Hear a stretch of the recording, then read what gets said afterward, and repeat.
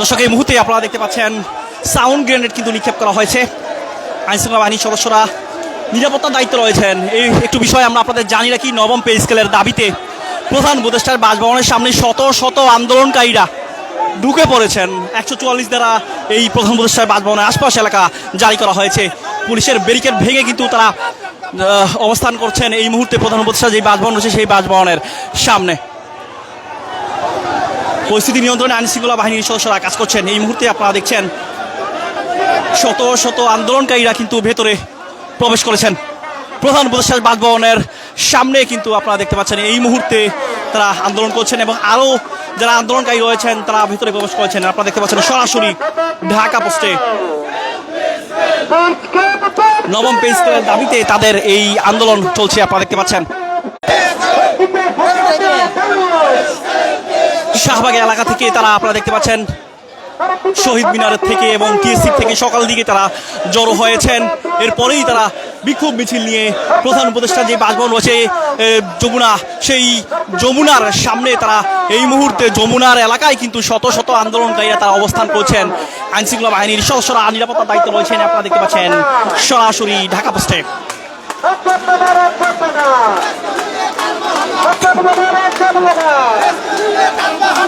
আমরা কয়েকজন আন্দোলনকারীর সাথে কথা বলতে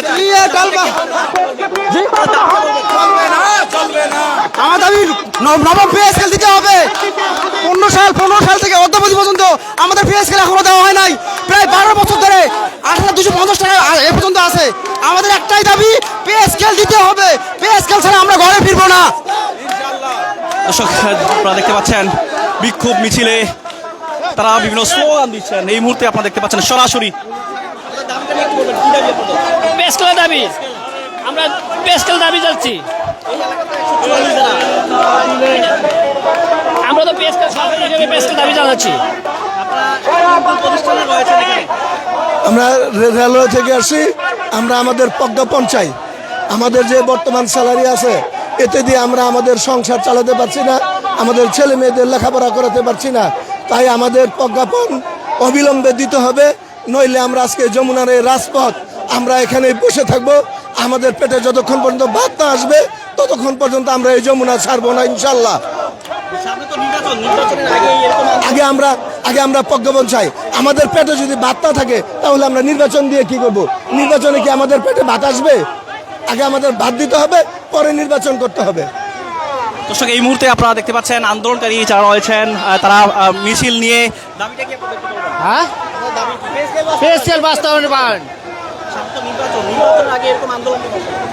আমাদের পে স্কেল ছাড়া আমরা আমাদের জীবিকা নির্বাহ করতেছি না, পেটে খোঁতা আমাদের সংসার চালাতে পারছি না। এই জন্য আমাদের পে স্কেল লাগবেই লাগবে। দর্শক, আপনারা দেখতে পাচ্ছেন নবম পে স্কেলের দাবিতে প্রধান উপদেষ্টার বাসভবন এলাকায় এই মুহূর্তে যমুনার সামনে কিন্তু অবস্থান করছে কর্মকর্তা কর্মচারীরা, বিভিন্ন প্রতিষ্ঠানের কর্মকর্তা কর্মচারীরা। আপনারা দেখতে পাচ্ছেন ব্যানার এবং ফেস্টুন নিয়ে তারা এই প্রধান উপদেষ্টার যে বাসভবন রয়েছে বাসভবন এলাকায় তারা তাদের যেই দাবি সেই দাবিতে তারা আন্দোলন করছেন। আপনারা দেখতে পাচ্ছেন সরাসরি ঢাকা পোস্টে।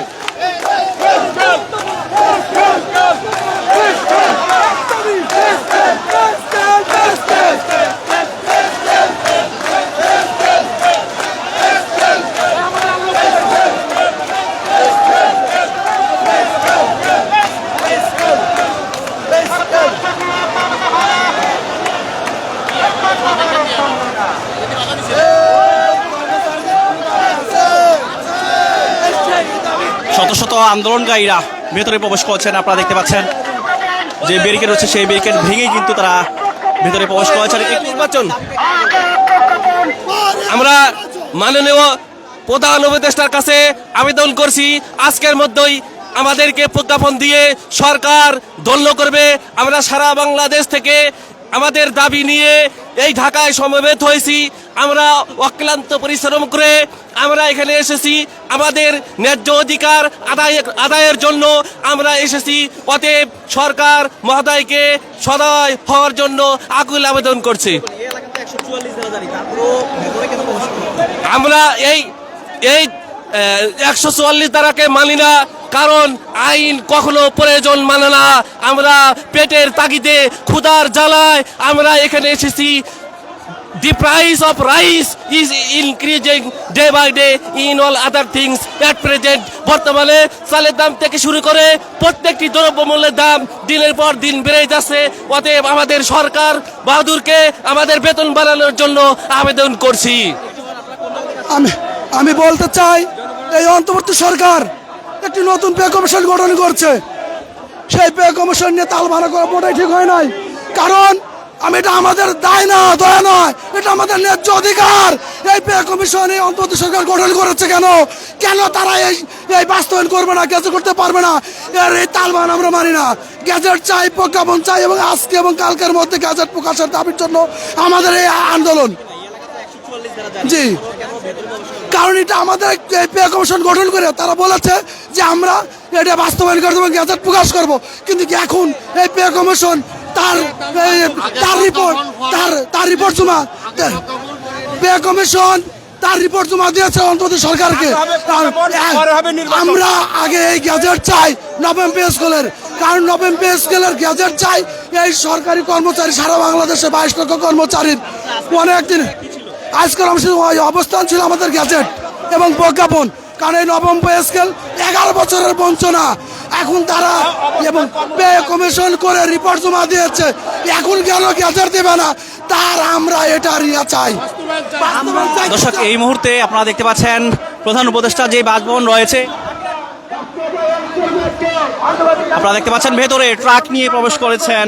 ব্যারিকেড নেই, ব্যারিকেড সরিয়ে কিন্তু ট্রাক নিয়ে তারা ভেতরে প্রবেশ করেছেন প্রধান উপদেষ্টার বাসভবন যমুনার সামনে। এই মুহূর্তে তারা ট্রাক নিয়ে নবম পে স্কেলের দাবিতে তাদের এই আন্দোলন চলছে। আপনারা দেখছেন সরাসরি ঢাকা পোস্টে।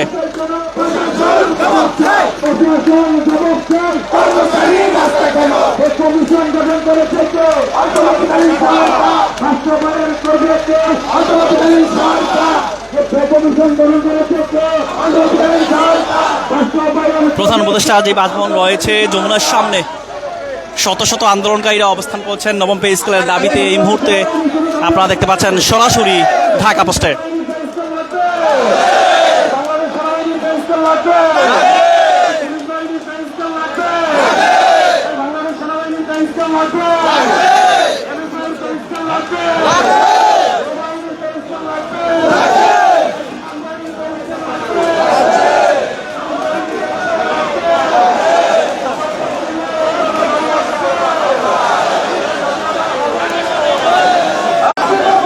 সারা দেশ থেকে আসা নবম পে স্কেলের দাবিতে প্রধান উপদেষ্টার যে বাসভবন, সেই বাসভবনের সামনে তারা অবস্থান চলছে। আমরা আরো কয়েকজনের সাথে একটু কথা বলতে চাই। একটু বলবেন আপনাদের দাবিটা কি আসলে? আমাদের দাবি নবম পে স্কেল বাস্তবায়ন করা। এর আগে জানিয়েছিলেন কিনা সরকার? হ্যাঁ, আমরা সব সময় জানিয়ে আসছি।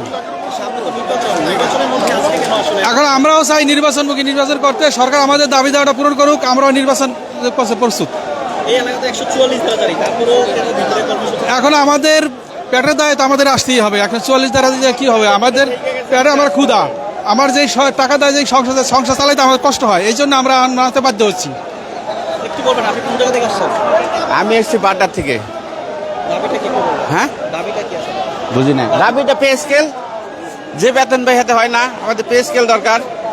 এই আর কি, আর কিছু বলার নাই। দর্শক, আপনারা দেখতে পাচ্ছেন অনেকেই কিন্তু নবম পে স্কেলের দাবিতে তাদের এই আন্দোলন চলছে। প্রধান উপদেষ্টার যে বাসভবন রয়েছে যমুনার সামনে, পুরো যমুনার সামনে তাদের অবস্থান চলছে। প্রধান উপদেষ্টার যে বাসভবন, সেই এলাকায় কিন্তু এখনও যারা আন্দোলনকারী রয়েছেন তারা কিন্তু হাতে ব্যানার, ফেস্টুন এবং মাথায় তাদের যেই দাবি নবম পে স্কেলের দাবি, সেই দাবিতে তারা আসছেন। আপনারা দেখতে পাচ্ছেন সরাসরি ঢাকা পোস্টে। আমরা আরো কয়েকজনের সাথে কথা বলতে চাই। আমাদের দাবিটা হচ্ছে আমরা নবম পে স্কেলের বাস্তবায়ন চাই। সামনে তো নির্বাচনের আগেই চাচ্ছেন নাকি না, নির্বাচনের পরে না। আমরা 11 বছর ধরে একটা লং টাইম আমরা কিন্তু ওয়েট করেছি।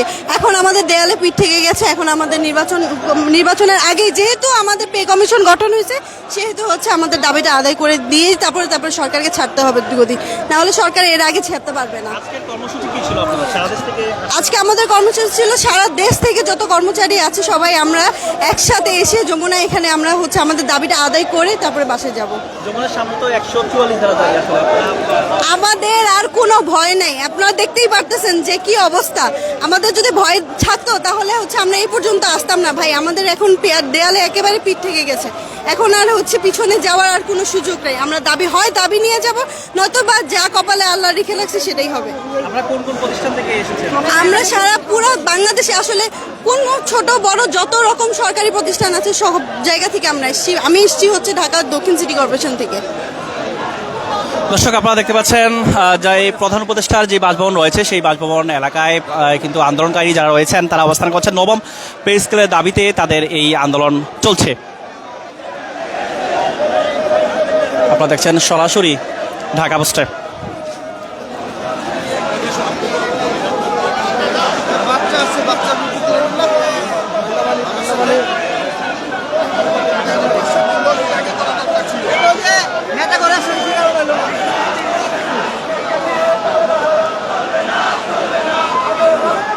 আন্দোলনকারীরা বিভিন্ন স্লোগান দিচ্ছেন।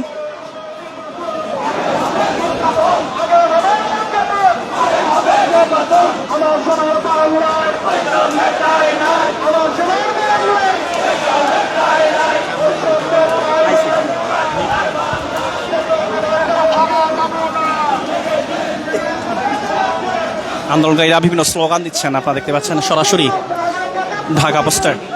প্রধান উপদেষ্টা যেই বাসভবন রয়েছে সেই বাসভবন এলাকায় কিন্তু এই মুহূর্তে নবম পে স্কেলের দাবিতে সারা দেশ থেকে আসা কর্মকর্তা কর্মচারীরা আন্দোলন করছেন।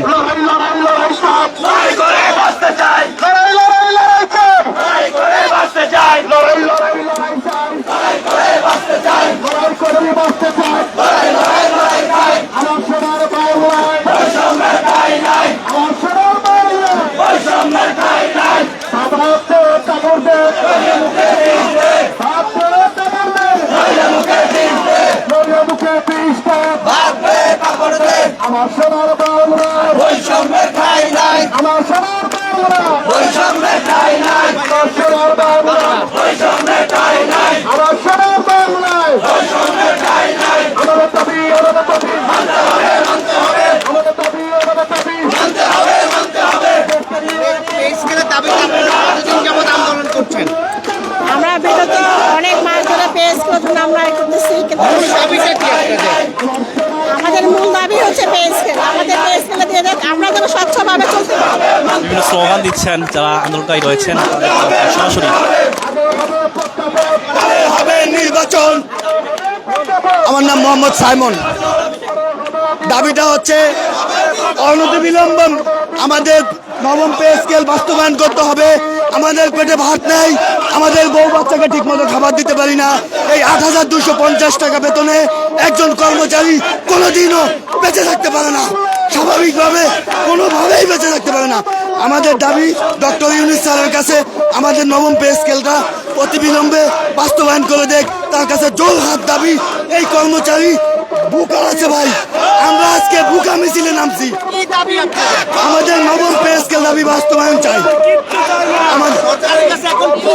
সরকারের কাছে আমাদের একটাই দাবি, অতি দ্রুত এবং অনতিবিলম্বে আমাদের জারি করতে হবে।